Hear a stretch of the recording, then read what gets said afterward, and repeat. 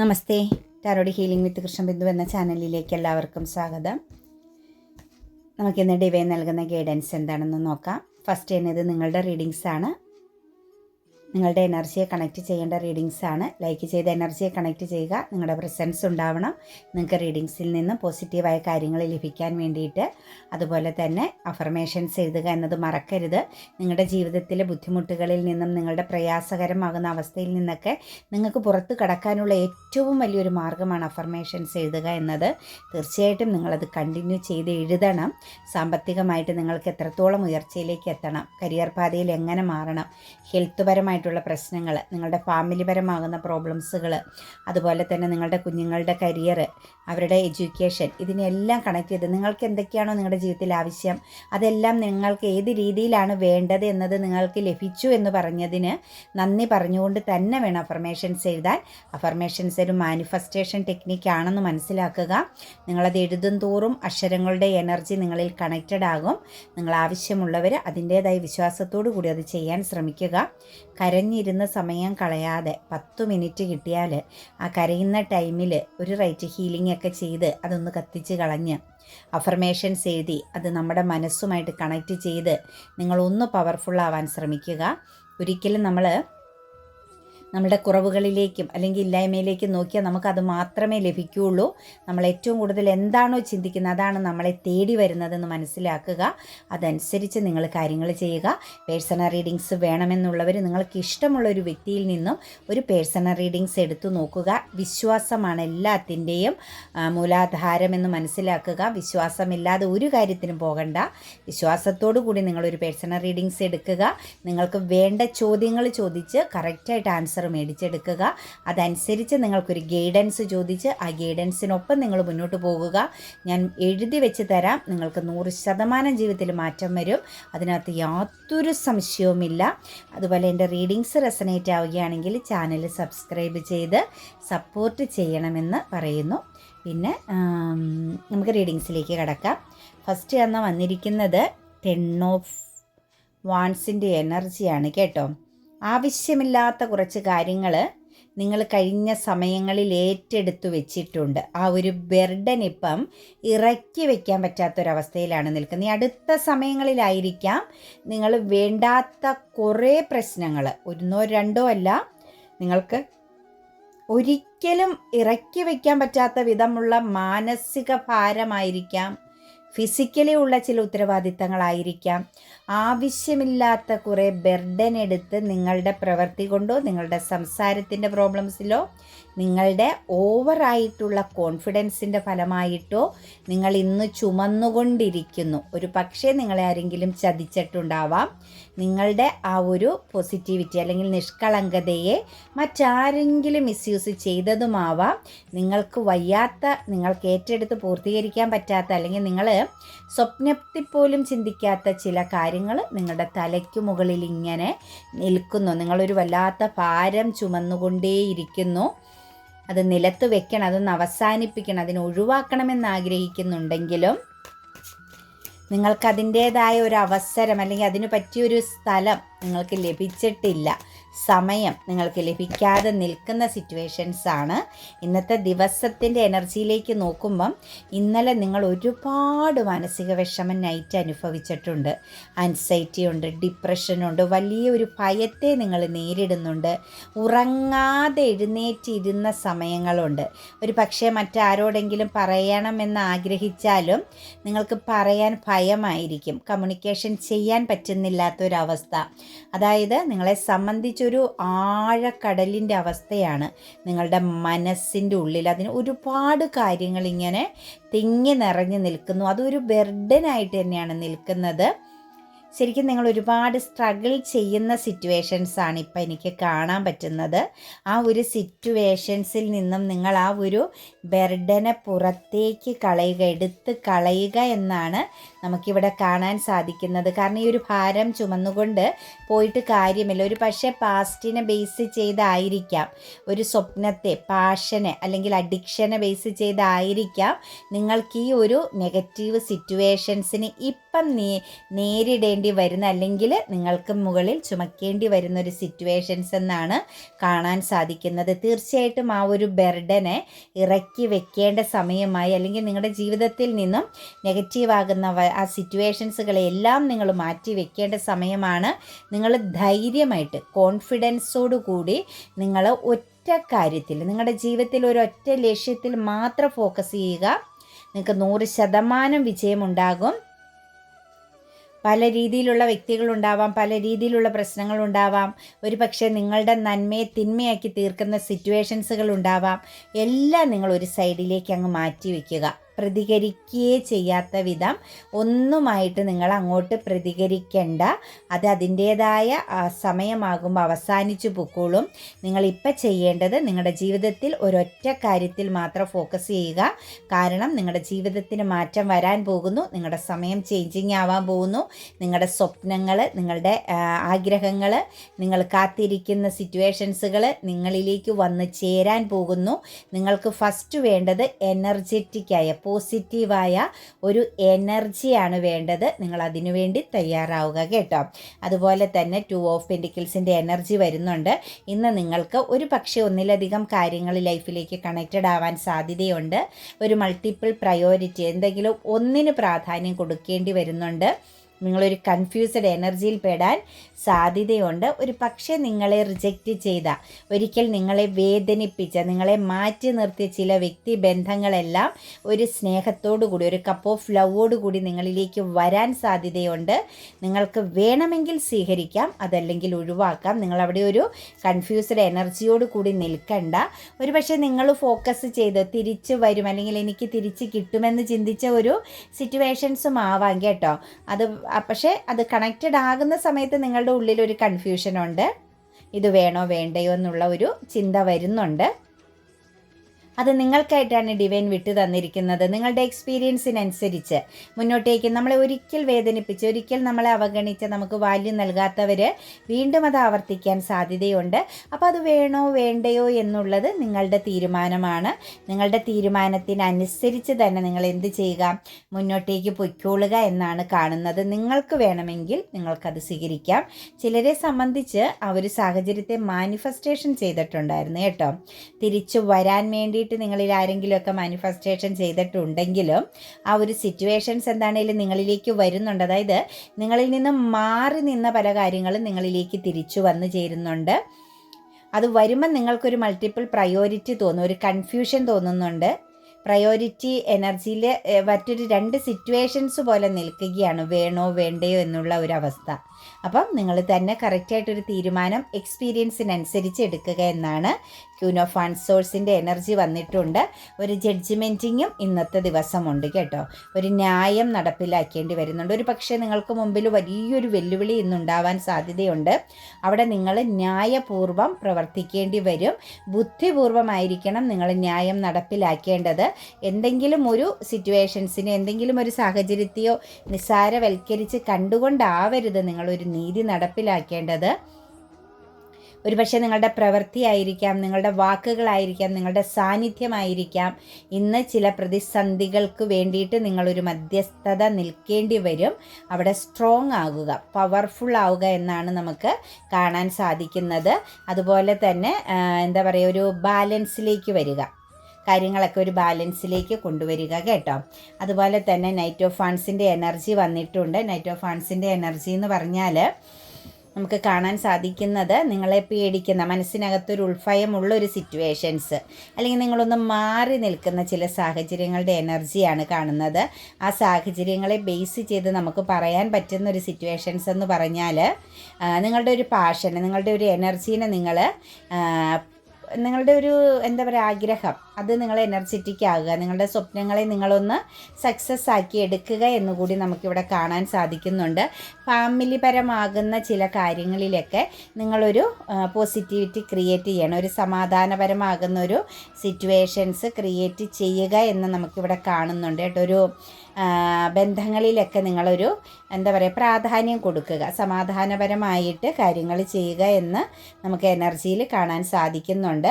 അതുപോലെ cup of ലവിൻ്റെ energy വന്നിട്ടുണ്ട്. അതായത് ഒരു പാസ്റ്റ് കാര്യങ്ങൾ, നിങ്ങളുടെ ജീവിതത്തിൽ ചില പാസ്റ്റിലുള്ള ചില കാര്യങ്ങളിൽ അല്ലെങ്കിൽ നിങ്ങൾക്കൊരു പൂർവ്വജന്മപരമാകുന്ന ചില ബന്ധങ്ങളെ ബേസ് ചെയ്തുള്ള കാര്യങ്ങൾ, ഒരു പക്ഷേ നിങ്ങളോടൊപ്പമുള്ള ചില വ്യക്തികൾ നിങ്ങളുടെ പാസ്റ്റ് ലൈഫിൽ നിന്ന് വന്ന വ്യക്തികളായിരിക്കാം. അത് നിങ്ങൾക്കൊരു തിരിച്ചറിവ്, നിങ്ങൾക്ക് മനസ്സിലാക്കാൻ സാധിക്കുന്നതായിട്ടാണ് കാണുന്നത്.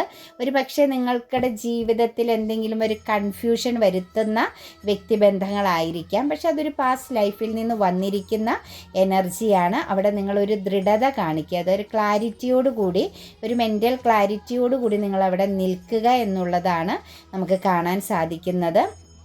അതുപോലെ തന്നെ ക്യൂൻ ഓഫ് വാൻഡ്സിൻ്റെ എനർജി വന്നിട്ടുണ്ട്.